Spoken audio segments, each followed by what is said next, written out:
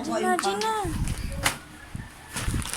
Hi guys! Mag-open tayo ngayon ng birthday gift.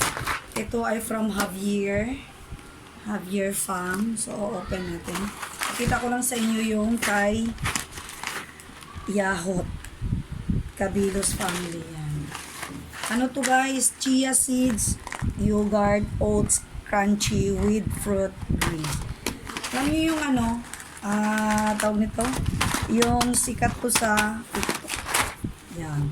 And then ito, open na natin to. Happy birthday, Tita Michelle from Love Isha. I love you too, Isha. So, ayan, i-open natin siya, guys.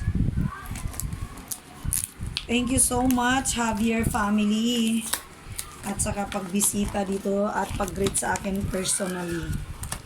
Sabi nila, pag regalo daw, dapat, pupunitin. Oh, wow naman talaga, oh. What's this? Oh! Favorite brand mo? Wow! Thank you so much! Alam ko na, hindi akong gagamit nito. Ang nagvi-video. Thank you, sis! So, ayan. Matuwa ng ating dalaga nito. Malamang ito. Thank you! Nadagdagan ng aking ganito. Thank you so much sa mga nagregalo. Ayun. Yun lang po, guys. Ito, bubuksan namin pagkakain na kami kasi busog kami ngayon. Wala kaming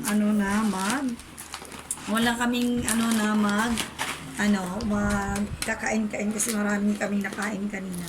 Kaya thank you so much sa birthday gift.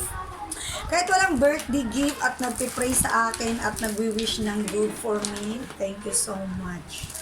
Yun lang po. Thank you, Lord, for another beautiful life in my life. Oh, ano yun?